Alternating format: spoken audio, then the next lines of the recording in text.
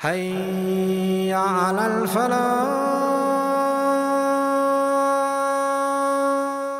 Allah gave us this book so we continue to recite it and memorize it and reflect on it, and every time we do, the light gets a little stronger and a little stronger and a little stronger and a little stronger. Allah is saying, if you keep this up, I will guide you all the way to my light. I will have you meet me. You can see my light one day. You can get to be in the company of Allah one day. يَهْدِ اللَّهُ لِنُورِهِ مَنْ يَشَاءُ وَيَضْرِبُ اللَّهُ الْأَمْثَالَ لِلنَّاسِ. Maybe we've been killing a light inside of ourselves.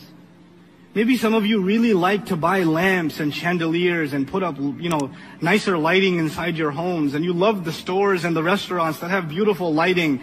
But you know what? You and I need to worrying about lighting inside of ourselves a little more. But we need to revive the relationship of an entire family with the houses of Allah. We need to do this. This is critical. This is not just a side matter. Then on top of that, we need to revive the legacy of praying as a family. If you're not going to go to the masjid, at least pray as a family in your homes. Turn the light on and pray. Wake up your children for Fajr and pray. Some of you fathers, your children have never heard you reciting Quran. And that's a tragedy. And you say, I don't recite it properly. I don't care.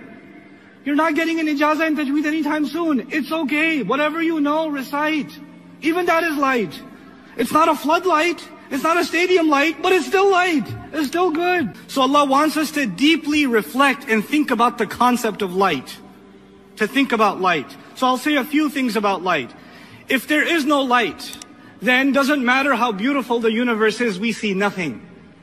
Doesn't matter if you and I have both eyes. Our eyes are useless without the presence of what?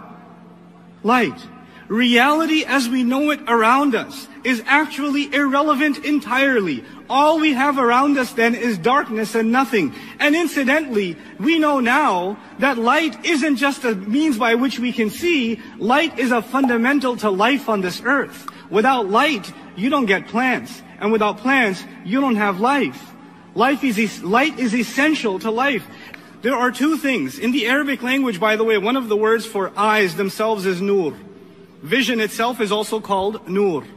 So in order for us to appreciate vision, to see reality around us, there are two things necessary. This light, the light inside of you, the light of your eyes, nurul ayn, and also you need light outside. A light inside and a light outside. If any one of those is missing, you're as good as blind. Isn't that clear? Is that simple enough for everybody? Okay. Now let's take it a step further. This is physical light. What I just talked about is physical light. But Allah is telling us something about spiritual light by making us think about physical light because they're similar. Now in the spiritual sense, there's a light inside of us. It's not here, it's here. There's a light Allah poured inside of us. When I was inside my mom's belly, then an angel was delivered to put some light inside of her. That would be something I would be pre-programmed with. All of you, the ruh is a form of light. That is inside of us. There's a light inside of us. But that light on its own can only see so much until there's what? Light on the outside, right? There has to be light on the outside. So now what is that light on the outside? Allah Azza wa Jal describes His book. He describes His book and He says, فَآمِنُوا بِاللَّهِ وَرَسُولِهِ وَالنُّورِ الَّذِي أَنزَلْنَا. Believe in Allah and His Messenger and the light that we've sent down. Just like there are two ingredients to physical light, there are two ingredients to spiritual light. The human being has a yearning inside of him and her. We have this light inside of us that wants something. It's looking for some kind of perfection because it came from a perfect source. So when revelation comes, when the word of Allah comes, when the teachings of His Prophet come, sallallahu alaihi wasallam, then they complete that light inside. And yet when Allah brings His light, when He brings the sun out, what happens? They say in Arabic, أَغْنَى الصَّبَاحَ عَنِ الْمِصْبَاحِ, that the lamp made the morning made the lamp irrelevant. Your light and my light, keeping the lights on in the morning, especially if you're Desi, you'd never do it actually. You don't even turn them on at nighttime. But anyway, you definitely wouldn't turn them on in the day. Because the sun's enough. Just open the window, move the curtains, the sunlight is enough. It'll light everything else up.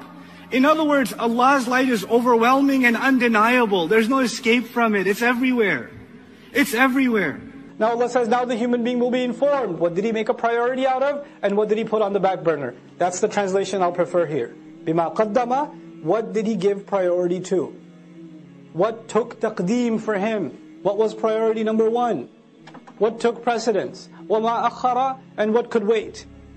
What were the things that you put on the back burner? The crime of the human being isn't necessarily that he doesn't do a good deed. The human being says, it can wait. I can do it later. The crime of the human being isn't necessarily that he doesn't leave sin. He says, I'll leave it later. Or, let me do what I want right now. I'll do that later. I have time. Taqdeem and ta'khir, not the grammar one. The one for life. Human beings will be thoroughly informed. What were your priorities? What did you put ahead? What came first for you? What came later for you? بِمَا قَدَّمَ وَأَخَّرَ. The other meaning of قَدَّمَ وَأَخَّرَ in Tafsir Juz Amma I mentioned also, قَدَّمَ also means what you've sent forward. You've done deeds, you've done works, and every one of them are waiting for you.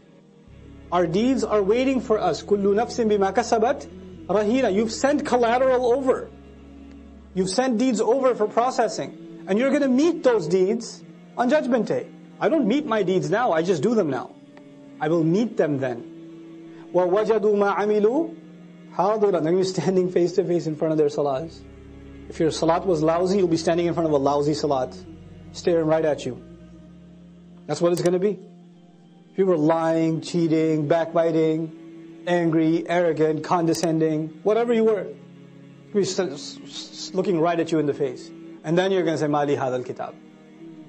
That's the reality of it. بِمَا قَدَّمَ وَأَخَّرَ. What did he make a priority out of? What did he put on the back burner? This is one of those life-transforming ayat. The human being will be thoroughly informed. This was your priority. This is what you spent time on. This is what you did with your free time. This is what you thought can wait. You had all these dreams. I want to memorize the Qur'an. What did you do for it? How many seasons of how many TV shows did you watch instead? That was a priority for you. What you wanted to memorize? Oh, but it can wait though. Inshallah, one day, when my heart is purified, then I shall start. بِمَا قَدَّمَ وَأَخَّرَ بَلِ الْإِنسَانِ. No. Yes, on that day the human being will be given thorough news, but it's not like the human being's blind now. Rather, the case is that the human being, عَلَى نَفْسِهِ, against his own self, basira, is fully insightful. There is one person that knows so much about you, and nobody else knows about you. And besides Allah, and that's you. You have an insight into who you are, what your flaws are, what your limitations are, what your capabilities are, what your strengths are, what your weaknesses are, what opportunities you avail, what opportunities you get lazy about. You know that about yourself more than anybody else. And you and I decide to lie to ourselves. We just decide we're not going to have an honest conversation with ourselves, and about ourselves with Allah. We don't want to have that honest conversation. For some people, all they want at the end of their life, what is success to them? Maybe I'll own a house. That's success for them. Maybe if I have this much money, that means I have success. Maybe if I got married to this one or that one, maybe that means I have success. But I go back to what I started with. There are some people who are happy with doing just the minimum. Just the minimum. But I'm here to tell you, the young people in the audience today, Allah has blessed you, and I'm telling you, He expects great things from you. He does not expect the minimum from you. There are so many Muslims, the only thing left of Islam is their name. That's the only thing left. They don't care about salat, they don't care about halal and haram. They're far from this deen. What can I do to further this deen? What can I do I shouldn't just be happy that so many people come and attend Jumu'ah. Does that mean everybody's heart is clean? Does that mean that we don't need any more reminder? Is that what that means? Or are there evils in our society? Are there youth that are turning towards drugs? Are there young people that are just living their life for no purpose? All they do is play video games and watch movies and go to sleep.